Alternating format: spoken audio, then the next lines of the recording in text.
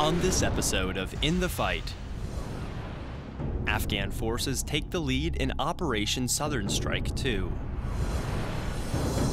Coalition forces relinquish their bases as they draw down throughout Afghanistan. U.S. and Afghan soldiers pave the way to a bright future. Soldiers travel 75 miles in 7 days to deliver aid. And we revisit a battle between U.S. forces and the Taliban.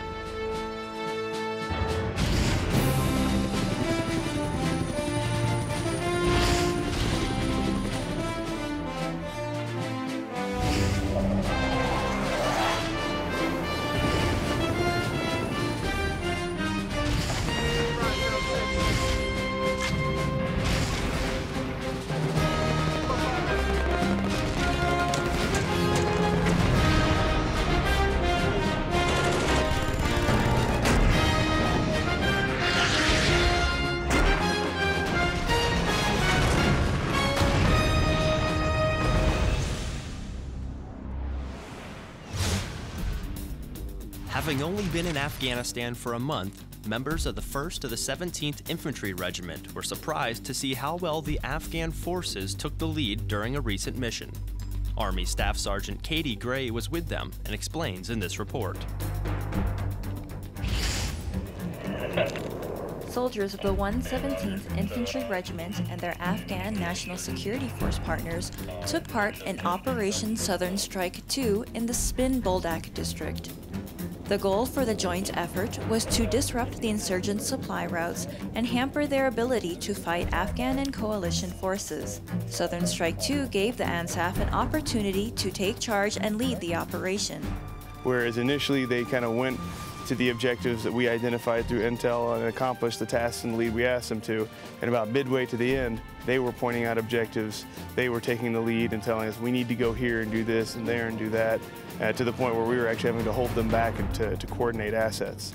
So it was very impressive to see them really take leadership and ownership within their own AO. The Afghans' leadership and knowledge of the area was invaluable for the U.S. soldiers who have only been in Afghanistan for just over a month. During the operation, nearly 20 insurgents were killed and a number of others were detained.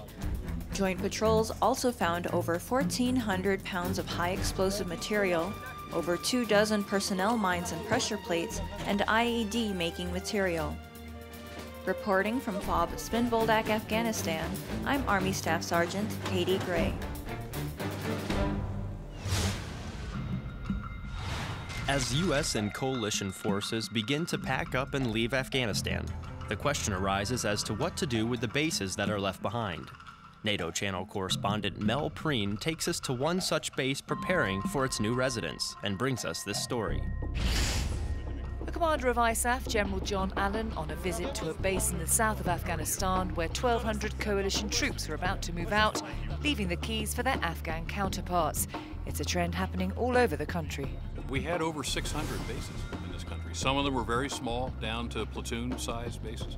Some were very large, strategic bases. And a campaign as big as this, it sits on a platform of bases. And so as the campaign continues to evolve, as our numbers come down, as our forces move to other places where they are needed, we close the bases behind us. There are around 17,000 US Marines in the south of Afghanistan. This number will be reduced to 7,000 by October. Forces are being cut from areas where commanders believe they've reduced the insurgency. Much of what you see around you will be vacant desert again. We'll return it back to its original shape and form. The remaining portion of the base we'll fortify, just as you see it here, so that we can limit movement in and off the base. And it will largely be an Afghan base at this point. And many of the Marines will either go home or they'll be consolidating back in Helmand. On Delaram, just 30 Marines will remain as advisors for the Afghan army. The problems they help solve range from logistical to anything artillery related. While some of these bases are being transferred to the Afghans, others are closing for good. We don't do it and surprise anyone. It's a combined planning effort, both within ISAF, with the nations at home, where these troops will ultimately go and their equipment will return. But very importantly, it's a very transparent planning effort with the Afghans so that they get plenty of warning and they understand exactly how our posture will ultimately be arrayed in the region. This is Mel Preen in Nimros reporting for the NATO channel.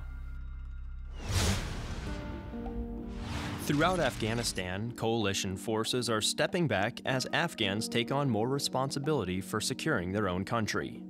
Marine Staff Sergeant Brian Buckwalter explains that with the transition quickly approaching, Afghan security forces are showing that they are ready. Delaram in Nimruz province is part of Regional Command Southwest's area of responsibility. According to British Army Brigadier Stuart Skeets, RC Southwest's deputy commander, Afghan national security forces and government leaders have made significant improvement in their capabilities over the past year. He says they are ready to handle security in the area on their own. There's real progress, there's confidence, and the Afghans are up for it, and they can look after themselves. The meeting, which carried over into lunch, focused on challenges Afghans face after coalition forces leave. What's really encouraging is the fact that they understand what those challenges are, and probably more importantly, what they need to do about it. And the best way that they can tackle all of these problems is by working together. Brigadier Skeet said the biggest challenge is communication among the district's ANSEF components and with provincial level leaders. The solution is a district-level operations coordination center, a hub to route information where it needs to go. The Afghan leaders who attended the meeting agreed to bolster that capability. Over the past several years, Marines have been mentoring their Afghan partners in the region. Regimental Combat Team 6 has continued focusing on that partnership since they arrived in late December. It has been absolutely extraordinary to see the work that's been going on in the background in order to get the Afghan National Security Forces to currently where they are and make sure that they're going to be sustainable into the future. Brigadier Skeet says the Afghans are well trained and capable, and answers to any challenges that may arise going forward lie within the Afghans themselves. Staff Sergeant Brian Buckwalter, Delaram, Afghanistan. Hi, I'm CW2 Jennifer Shimmick. I'm here at Camp Fear in Kuwait with my company 2 the 147th out of St. Paul, Minnesota. I'm a UH-60 Blackhawk pilot, and I just wanted to say hello to my family and friends back at home. My name is Corporal Brad Porter. I'm serving in Kabul, Afghanistan from Portland, Oregon. I'd like to give a shout out to my mom, Peggy Porter, my daughter, Naima Porter, my beautiful fiance, Charlotte Moore, representing 1186 MP Company. I'll see you guys soon. I love you guys very much. Second Lieutenant Cole Nowicki from Silverdale, Washington, and I'd like to send a shout out to my wife, Gina, and my 2 boys, Jaden and Tyler. I love you guys very much. I miss you. I wish you were here to experience the great Outback, but I'll see you guys soon. I love you guys very much. Hi, I'm Specialist Scott Howard from Fremont, Nebraska. Currently serving in South Korea with Charlie Battery 637. I'd like to say hi to all my friends and family back home in Nebraska. Take care, and I hope to see you soon. Hello, I'm PFC Andrew Fiskus from South Weaver, Utah, serving in South Korea with Charlie Company 42. I'd like to say hi to Connie Jo Thomas, currently in South Weaver, Utah. Take care, and I hope to see you soon. Coming up, U.S. and Afghan soldiers pave the way to a bright future. And airmen try not to wake their neighbors. Check out dvidshub.net for the latest accurate and reliable information as In the Fight continues. What was the first operational jet fighter? The answer when we return.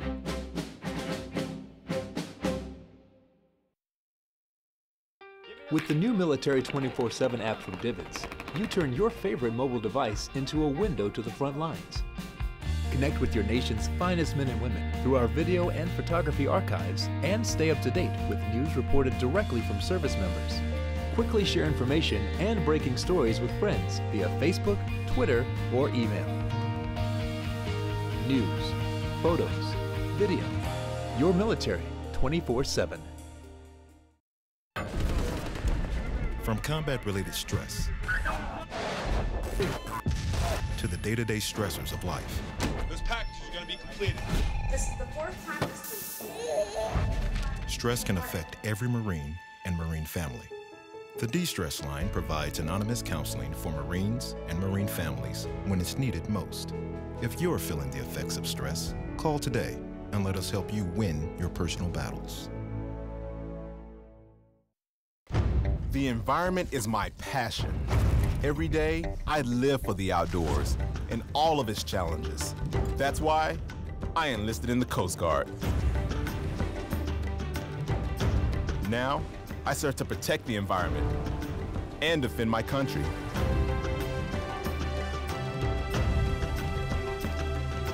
It's like I was born for this. Were you born ready for a greater challenge? Find out at gocoastguard.com.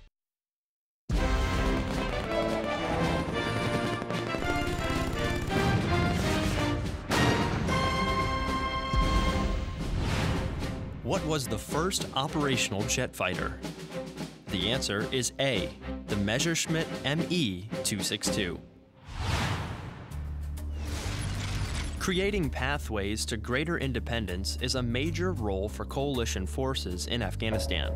Soldiers radio and television correspondent Gail McCabe takes us to a road project in eastern Afghanistan, where combat engineers are building stability. The Sharana Road project is small in size, large in scope. The roads connect families, they connect tribes, they connect economic epicenters. Major Adam Chalmers is with the 9th Engineer Battalion, 172nd Infantry Brigade Combat Team.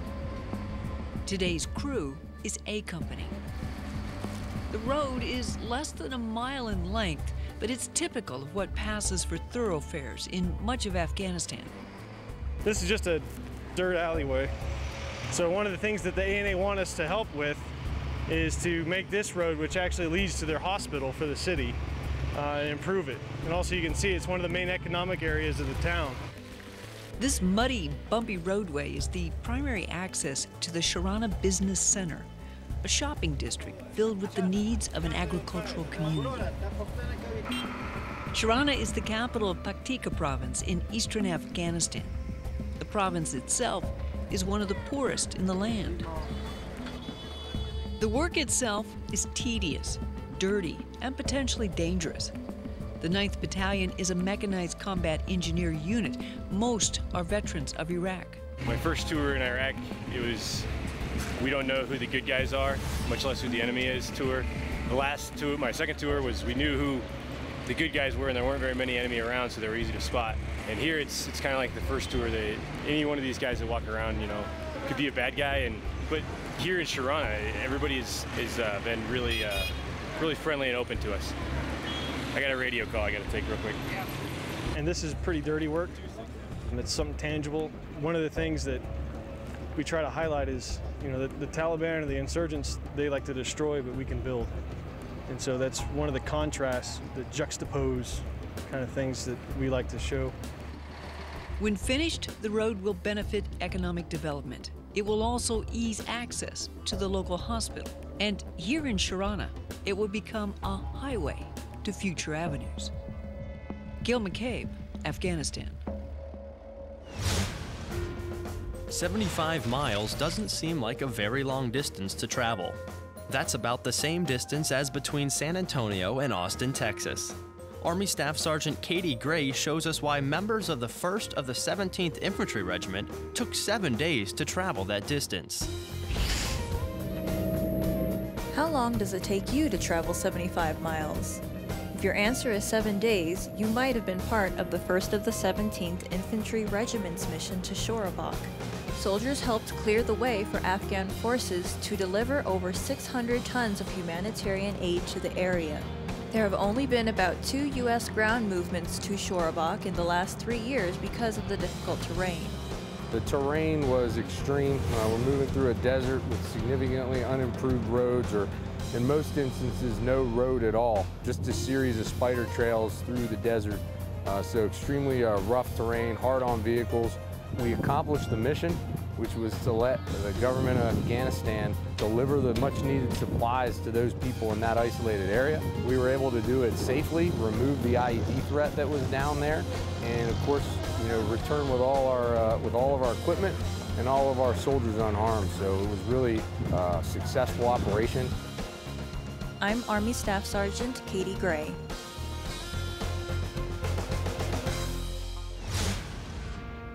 Wherever there is an Air Force flight line, there's sure to be noise and lots of it. Airman First Class Tyler Prince takes us to Kadena Air Base, where members of the 18th Component Maintenance Squadron are trying not to wake the neighbors. F-15s are loud. Very loud. But the 18th Wing does its very best to keep the noise down. The 18th Component Maintenance Squadron's engine test facility helps with that effort. This facility is important initially because we have to test engines that have gone through tear down at the back shop to make sure that they're operational ready for installment into aircraft. And doubly so because any engine that comes out of the back shop needs to be operated, and we're able to operate here at a reduced noise level for the community. They make sure the F-15 engines are mission ready without waking the neighbors. Right now he's taking a look over the engine for any type of leaks so we could proceed. So as long as all right, thank you. As long as the externals are clear, we can proceed with the tests that are required for these engines. They take the engines up to full power, which normally would create about 140 decibels of sound. But thanks to the facility, it's reduced to only about 40 decibels. That's like taking a rock concert and turning it into a quiet conversation. Airman First Class Tyler Prince, Kadena Air Base, Japan. A lot goes into getting munitions and supplies to service members in hard-to-reach areas.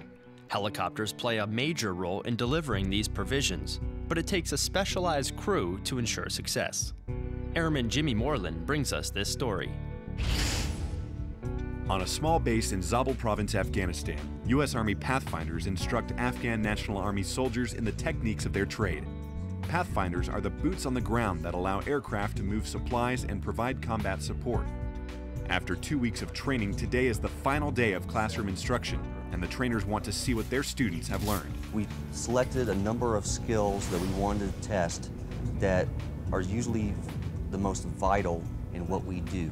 And that included sling load training, that included setting up HLZs, calling in 9-line medevacs, hand and arm signals, air traffic control, a variety of other type of operations and missions that my unit is called upon to do at a moment's notice. In the rugged Afghan terrain, Pathfinders are essential to the supply chain and to any air combat operations. With coalition forces looking to hand over responsibilities to their Afghan counterparts, training like this is a big step in that direction. This is actually the first time that coalition forces have ever trained the Afghan Army on Pathfinder operations and basic air assault operations. This is also to understand this is the only group that they've had that have gone through multiple schools. Like the rest of the normal guys, they haven't sent through like that. So it's kind of the cream of the crop they have. And it's helped us to iron out a few of the kinks for these 2 weeks of training.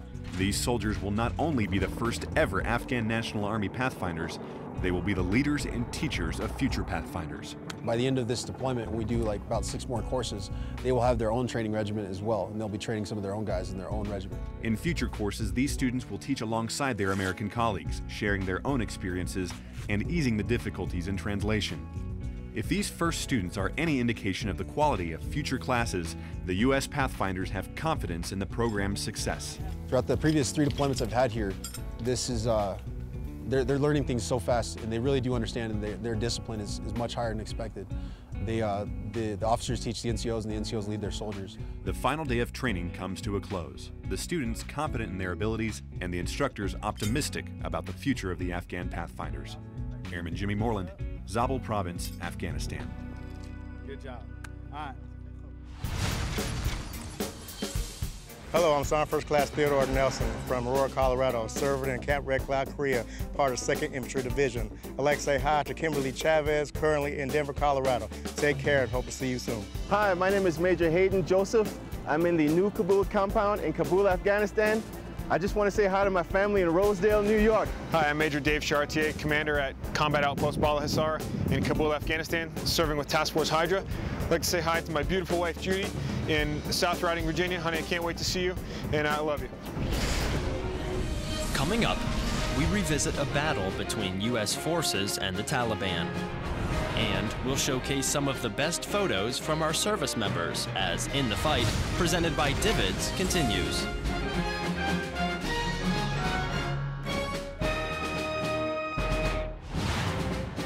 The Silver Star replaced which military decoration? The answer when we return.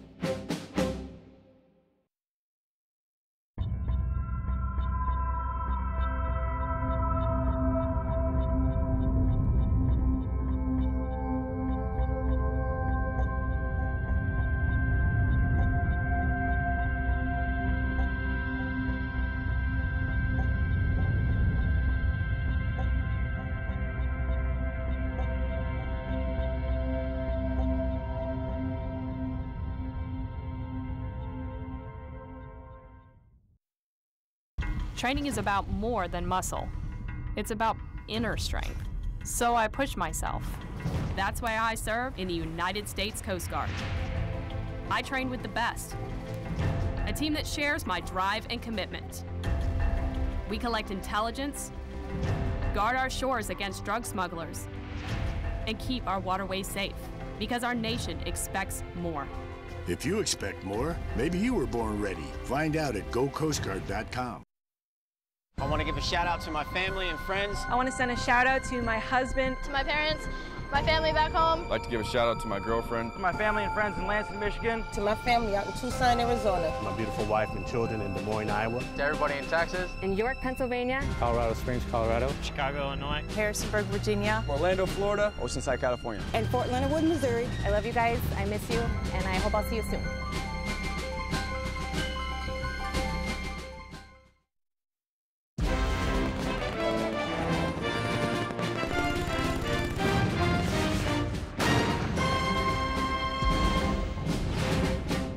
The Silver Star replaced which military decoration?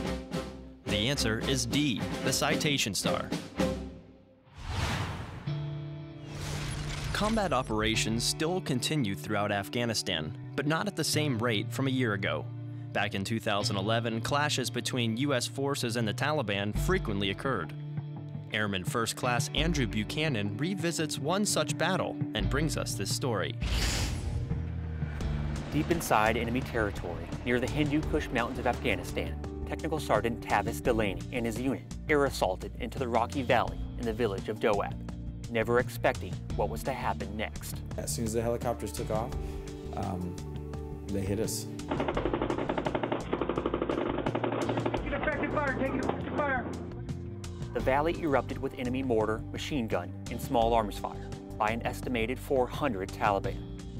We need to take that freaking hill. We're going to play this game all day. Insurgents had been waiting for days to lure, trap, and kill the force of American and Afghan troops. Right about the point that the helo sound faded, that's when they opened up on us. And like literally 360 degrees with everything that they have in their inventory. Pinned down and ambushed by the Taliban forces, a 13-hour-long firefight broke out. The aftermath was a devastating blow to the enemy. Over 200 Taliban insurgents lay dead. No American or Afghan died that day. Delaney, a Joint Terminal Attack Controller, or JTAC, was responsible for calling in airstrikes from 14 different airframes. As a result of his heroic actions that turned the tide of the battle at Doab, Delaney was awarded the nation's third highest military honor, the Silver Star. To all my friends, my family, and the leaders who taught me everything I know, thank you for your love and your mentorship through it all. I am but the sum of all of your efforts. Reporting from Beale Air Force Base, California, I'm Airman Andrew Buchanan. Those who seek to further challenge themselves in the military need only look at Special Forces. For a group of 30 teenagers, urban counterinsurgency training is just the beginning of an exciting career path. Camp Atterbury correspondent Tim Sproles files this report.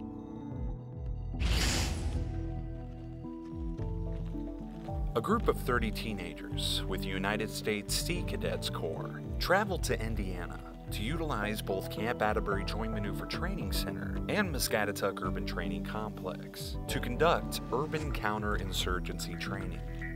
Set up as an advanced training opportunity for Sea Cadets wanting to pursue careers in special warfare fields, trainers and advisors spanning from Naval Special Warfare, Marine Corps, and Army Special Forces have set up training scenarios and events that will give these cadets a taste of what is expected in special warfare. They are getting real-world training. Obviously, with Camp Atterbury and Muscatatuck being places that mobilize troops to overseas, we're putting them through the exact same training that many units get. We basically take a SEAL team platoon workup and scale it down for them. But the training that they're getting is not watered down. It may be shortened, but they're getting real-world training, and that's really the big deal for them. I mean, while the other kids are at home playing Call of Duty on their couch and they're talking about how they've learned how to raid a building or something like that, these kids are out here doing it exactly the way it's done in the military. This is a great program. It will benefit you in the long run, especially when you go in the military.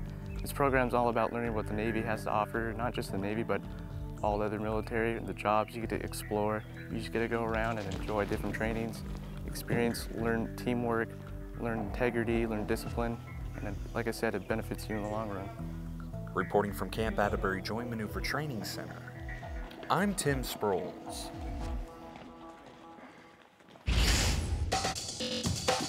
Divots is a 24/7 operation that provides a timely, accurate, and reliable connection between the media and the military serving worldwide.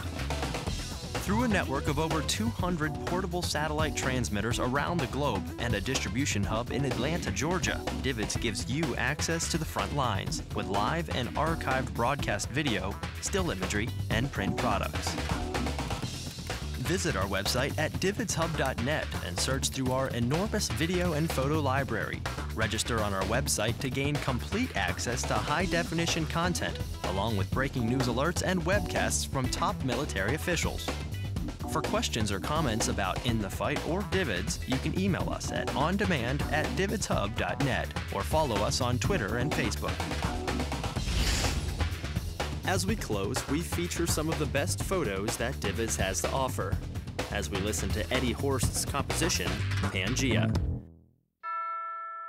See you next time, In the Fight.